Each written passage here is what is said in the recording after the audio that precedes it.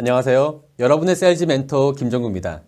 이번 시간에는 여러분들과 함께 좀 재미있는 주제를 말씀 나누고자 합니다. 바로 영업 프로세스의 이해라는 주제로 말씀을 나누고자 하는데요. 자, 실제로 여러분들께서 고객들을 방문할 때 굉장히 열정을 가지시고 아마 막무가내로 방문하시는 경우도 있으실 수 있습니다. 자, 그럴 때는 어떤 결과가 나타나게 될까요?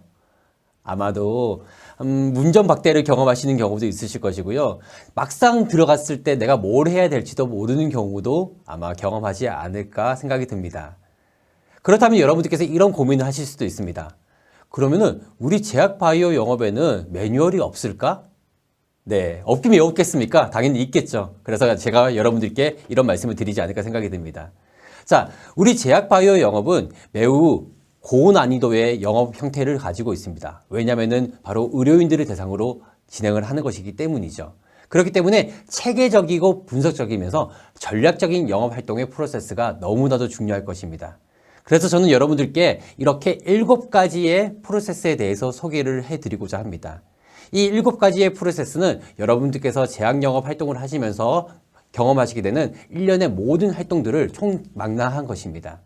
자, 이 7가지 단계를 통해서 여러분들의 제약 영업 활동들을 다시 한 번 더 살펴보시길 바랍니다. 자, 그러면 첫 번째 단계부터 알아보도록 하겠습니다. 자, 우리가 영업을 활동을 하기 위해서 가장 먼저 해야 될 것은 무엇일까요? 맞습니다. 바로 거래처 리스트를 업데이트하는 것이 가장 중요할 것입니다. 자, 회사 시스템에 등록되어 있는 거래처 리스트를 무조건 신뢰해서는 안 됩니다. 왜냐고요? 바로 수많은 병원들이 매일마다 그리고 매월마다 폐업을 하기도 하고 신규 등록을 하기도 하는 것이죠. 그래서 여러분들께서는 이렇게 폐업하는 거래처, 신규 거래처 등을 정기적으로 업데이트하는 활동들이 너무나도 중요할 것입니다. 이러한 데이터들을 확인하기 위해서는 이렇게 건강보험심사평가원의 사이트를 적극적으로 활용해 보는 것도 매우 도움이 되실 것이고요. 그리고 인터넷을 통해서 검색 사이트를 활용한 그러한 자료 수집도 많은 도움이 되시지 않을까 생각이 됩니다. 이렇게 거래처 리스트업을 하였다면 그 다음에 중요한 것은 무엇일까요? 네, 바로 고객을 세분화하고 타겟팅을 하는 것이 너무나도 중요할 것입니다. 자, 고객을 세분화하는 방법의 노하우는 무엇일까요? 저는 여러분들한테 이 5가지 분류 방법에 대해서 소개를 드리고자 합니다. 여러분께서 방문하시는 병원의 현재 우리 의약품의 매출은 얼마인지, 그리고 우리 질환군과 우리 약제군의 총 매출은 얼마인지를 확인하신다면은 지금 현재 나의 마켓시어가 어느 정도 되는구나 라는 것을 확인하실 수가 있으시겠죠. 그리고 여기서 중요한 것은 바로 잠재적 매출을 확인하는 것이 중요합니다. 또한 여러분들의 회사와 여러분들과 고객과의 관계도가 얼마만큼 형성이 되어 있는지도 중요할 것이고요. 실제로 매출이 발생될 수 있는 그 시기를 확인해 보는 것들도 우리가 고객 세분화를 하시는데 매우 중요한 요소가 될 것입니다. 저는 다시 한번 여러분들께 강조드리고 싶은 것이 현재 매출도 중요하지만은 바로 잠재적 가능 매출을 정확하게 분석하는 것이 중요합니다. 실제로 우리가 제약 영업을 하는 것은 지금 현재에 나타나고 있는 우리 처방의약품을 예측을 하는 것이 아니라 여러분들께서 이 병원을, 이 거래처를 성장시키고 싶어하는 잠재적 매출이 너무나도 중요하기 때문입니다. 그래서 그것을 바탕으로 해서 우리가 고객을 분류를 한다면은 이렇게 분류할 수도 있을 것입니다. 단기 공략처. 이번 달에 우리가 매출을 이끌어낼 수 있는 단기적인 공략처들을 바로 단기 공략처라고 말씀드릴 수 있을 것 같고요. 그리고 3개월 이내에 우리가 성과를 낼 수 있는 중기 공략처, 그리고 6개월 혹은 1년 이후까지도 우리가 관리를 해야 되는 장기 관리처로 구분을 한다면 매우 용이하게 우리의 고객을 세분화하고 타겟팅을 설정할 수 있으실 것입니다. 자, 이 다음에 우리가 해야 되는 것은 바로 의약품을 학습하고 그리고 키 메시지를 개발하는 것입니다. 제약 영업 활동에서 의약품의 학습은 결코 뗄래야 뗄 수 없는 활동 중에 하나입니다. 여러분들께서 의약품 학습을 소홀히 한다면 절대 고객을 사로잡을 수가 없으실 것입니다.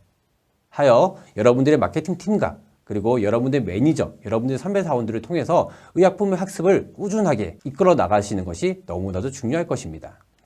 또한 타겟 고객별 키 메시지를 개발하고 준비하는 것이 중요할 것입니다. 단기 공략처의 고객들에게는 이번 달에 매출을 이끌어낼 수 있는 직접적인 비즈니스 에스킹을 하시는 것이 중요할 것이고요. 중기 공략처회 같은 경우에는 근거 중심의 의약품 세일즈 메시지를 만들어 나가는 것이 중요할 것입니다. 또한 장기 거래처에는 우리 기업의 브랜드 메시지와 최근 질환 및 의약품에 대한 동향 같은 부분들을 새로운 정보들을 업데이트 해주신다면 우리의 고객분들은 여러분들을 조금 더 차별하게 바라보지 않을까 생각이 드는 것 같습니다. 이렇게 1단계, 2단계, 3단계를 거쳤다면 그 4단계는 무엇일까요? 바로 처방 유형을 세분화시키는 것입니다.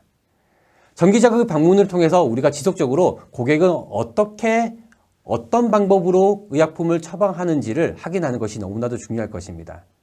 그렇다면 이러한 특징이 나타날 수가 있습니다. 오리지널 약제를 주로 처방하시는 고객, 혹은 제네릭을 중심적으로 처방하시는 고객, 혹은 오리지널과 제네릭을 중립적으로 처방하시는 고객이 있을 수 있을 것입니다. 그러한 처방 유형을 세분화시켜 본다면 우리가 굉장히 전략적인 영업 활동을 하실 수가 있다는 것이죠. 그래서 의약품 처방 시 핵심 결정 요인이 무엇인지도 반드시 확인해 보시길 바랍니다. 이렇게 처방 유형을 세분화한 다음에 우리는 의약품을 디테일하는 것입니다. 디테일할 때는 고객 유형별 맞춤형 의약품 디테일을 준비하는 것이 중요하겠죠. 한 개의 의약품에 한 개의 메시지를 준비하는 것은 별로 좋지가 않습니다. 왜? 고객은 매우 다양한 성향을 가지고 있기 때문인 것이죠. 그래서 고객의 수준에 맞게끔 한 개의 의약품에 다수의 디테일 메시지를 만들어 보십시오.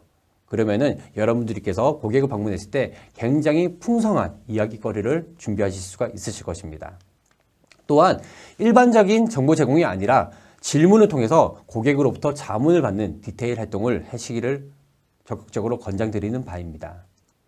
우리가 이렇게 디테일 활동을 하기 위해서는 오프닝, 질문하기, 정보 전달, 또한 문제 해결, 그 다음에 비즈니스 에스킹까지 이렇게 1년에 체계적이고 구체적인 디테일 활동 등을 연습하신다면 여러분들의 영업 활동에 매우 많은 도움이 되시지 않을까 생각이 듭니다.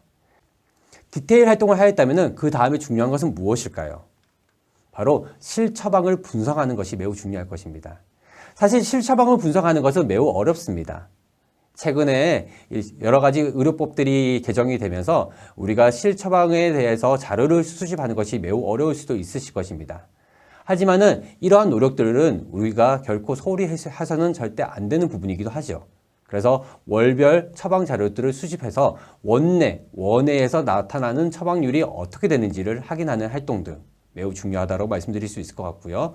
그리고 건강보험심사평가원에서 나타나고 있는 데이터들을 정기적으로 분석하는 노력들도 매우 중요할 것입니다. 또한 병원에서 방문하고 있고 병원에서 우리 의약품이 처방되고 있는 환자 케이스의 숫자를 확인해 본다면 더 빠르게 그런 데이터들을 분석하고 그리고 여러분들의 영업활동에 적용해 보실 수가 있으실 것입니다. 자, 마지막 단계는 뭐가 중요할까요? 당연하죠. 바로 성과 관리가 매우 중요하지 않을까 생각이 듭니다. 실제로 우리가 성과 관리를 잘 이끌어내기 위해서는 우리의 활동을 잘 유지하는 것도 중요하겠지만 경쟁사는 어떤 활동들을 하고 있는지 그리고 경쟁사가 제공하고 있는 키 메시지가 무엇인지를 정기적으로 수집하는 활동들이 너무나도 중요할 것입니다. 그래야지만이 우리가 그에 맞는 대응 전략을 수립할 수가 있기 때문인 거겠죠. 또한 주기적인 고객 방문과 이해 관계자와의 관계를 형성해 나가는 것 너무나도 중요하다고 말씀드릴 수 있을 것 같습니다. 실제로 성과 관리 부분에 대해서는 다음에 다시 한번 더 조금 더 구체적으로 여러분들과 함께 이야기를 나눴으면 어떨까 생각이 드네요. 자, 성과 달성 이후에 우리는 반드시 다음 목표를 설정하는 것이 중요합니다. 우리는 계속 성장해 나가야 됩니다. 여러분들의 영업 매출이 한 자리에 머물러 있다고 한다면 여러분들은 결코 오랫동안 영업 활동을 유지하기가 어려울 수가 있습니다. 그래서 반드시 여러분들 한 번에 목표를 한 성과를 달성을 하였다면 그 다음에는 더 높은 목표를 설정해서 여러분들을 계속적으로 챌린지 하시고 계속적으로 도전해 보시면 어떨까 생각이 드네요. 자, 오늘 우리가 함께 이야기를 나눈 이 모든 7가지 단계의 부분들을 반드시 기억을 해 보시면서 저는 여러분들께 이 메시지를 드리고 싶습니다. 직업은 기천이 없습니다. 하지만 직업의 전문성을 확보하지 못한다면 언젠가 그 직업은 사라지지 않을까 생각이 듭니다. 우리가 제약 영업을 조금 더 전문성 있게 만들기 위해서 우리가 노력해 나간다면은 우리는 더욱더 오랫동안 이 일에 대해서 더 즐거움과 더 그 기쁨을 오랫동안 누리지 않을까 생각이 드네요. 자, 여기까지 우리가 함께 이야기를 나눴습니다. 저는 다음 시간에 여러분들과 다시 한번 만나도록 하겠습니다. 여러분들 감사합니다.